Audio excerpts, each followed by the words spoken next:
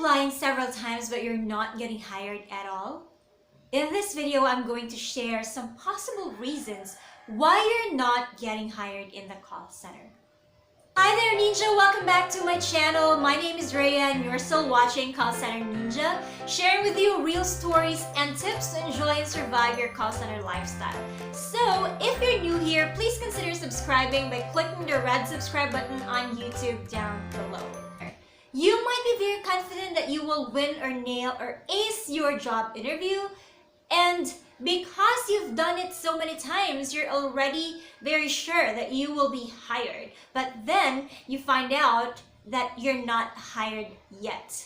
So you tell yourself, what could have I done wrong? Tell me, where did I go wrong? Or I did my best, but I guess my best wasn't good enough. And what's worse is, when you ask your interviewer or your recruiter, they seem to not tell you what's wrong, and they will just tell you some vague answers or very generic answers, which doesn't help at all. So I thought of creating this video because as an applicant myself, I have experienced failing and not getting hired, and I would want to know why I failed, because that's the only way to find out and how to move forward. That's the only way for me to improve on my next job application or my next job interview. Let me just tell you that first, I am not an HR personnel or recruiter or interviewer. I have not worked as an HR personnel previously, but I worked as a trainer. And as a trainer, part of my job was to screen applicants for our account. I have not been actively participating, but I have observed and sat in so many interviews myself, and we have a list of red flags for applicants.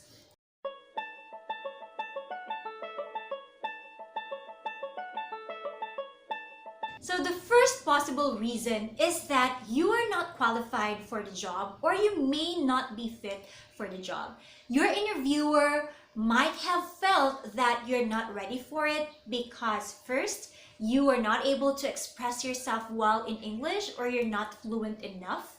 You are not able to communicate yourself and your thoughts, your feelings, or whatever it is that you'd like to communicate to the interviewer.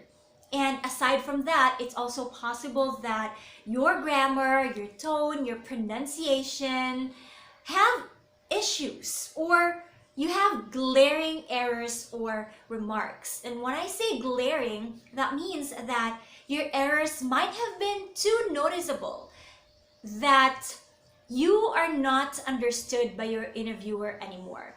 It is very normal to have grammar mistakes, because I always say that even native speakers make grammar mistakes. But the thing is, when you work in a call center, you have to be sure that you are understood well by your customer. So if your grammar and pronunciation mistakes are glaring or very noticeable, that actually hinders your ability to be comprehended or to be understood well. And if that's the case, then you might not get hired at all, because you probably lack practice, you probably lack confidence when it comes to speaking. When you apply, you should already have those basic skills when it comes to speaking in English, when it comes to communicating in English, because the company will not spend a lot of money just to fully train you. They will train you with the basic communication skills that are fit for the type of account or client that you will have. But the company is not a school or a university that will teach you your communication skills, or how to fully improve. Okay, they will only fine-tune your communication skills, but at the onset, you should already have those skills. The second possible reason is that you have not impressed or convinced your interviewer. So grammar, English communication skills, confidence, well, those are given. But when your interviewer asks you situational questions or about your background, your experiences, and you are not able to impress or convince your interviewer, then you might not get hired based on your answers. For example, if you want to be more specific here, if your interviewer will ask you about your previous work experiences, or um, the experiences in your life, the hardships, the difficulties that you have eventually overcome, and you are not able to give a solid answer for those questions, then your interviewer may think that you're not prepared for those questions, you lack confidence, and that your answers are not really suited for the type of uh, agent, applicant, or employee that they are looking for. And they might also ask you how a call center works, how the BPO works, and things about your life. But if they find a loophole, or if they find something that signifies you're not fit for the job because of your answers, then they will probably not hire you at all. So you have to be careful with your answers, and you also have to prepare your answers about how the call center works and do your research about the company. The third possible reason is that they simply cannot afford you. Before you even applied, these call centers and these companies already have set their industry standard or their entry-level salary. But some people might think that just because they graduated from a certain school, or they graduated from a prestigious university, they have this certain degree, this or that, they might feel entitled to a bigger salary. And I hope you're not one of them. We know for sure that you deserve what you deserve, but if you're applying as an entry-level applicant or call center agent, then there is already a set entry-level standard that will be offered to you. But if your interviewer happens to ask you what your expected salary is, and you give a figure that is way beyond their offer, then they might not hire you, because I don't know, there are just some people who feel so self-entitled and who feel that the company owes them because of their service. But you have to show your interviewer that this is a win-win situation. You provide your service to them, and they pay you for that service that you will be giving them. And I suggest you research first. You ask credible people to know exactly, what are the standards, or what are the basic salary offerings for a certain job position.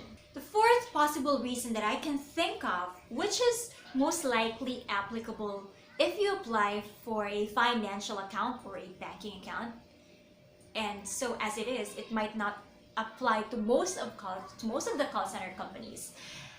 If you have financial issues that you haven't settled in the past, that might also hinder your probability of getting hired, because financial accounts tend to have background checks of your previous financial issues, or if you have previous loans, if you have debts that you haven't settled, and even as simple as unpaid postpaid plan or unsettled balance in your credit card from your credit card companies, that will also greatly affect your probability of getting hired. So I suggest, if you plan on applying for a financial account, you slowly settle your bills and your debts first.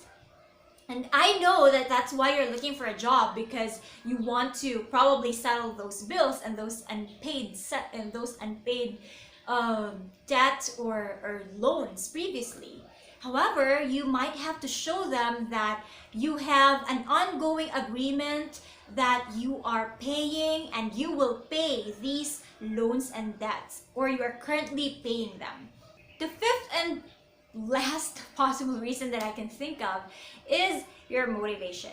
So, motivational check during your job application or job interview. When you're being asked for behavioral or situational questions, you're also being grilled for your motivation. You just might not notice, or it might not be obvious during the interview, but the interviewer would likely want to know if you're someone they can actually work with for a longer period of time.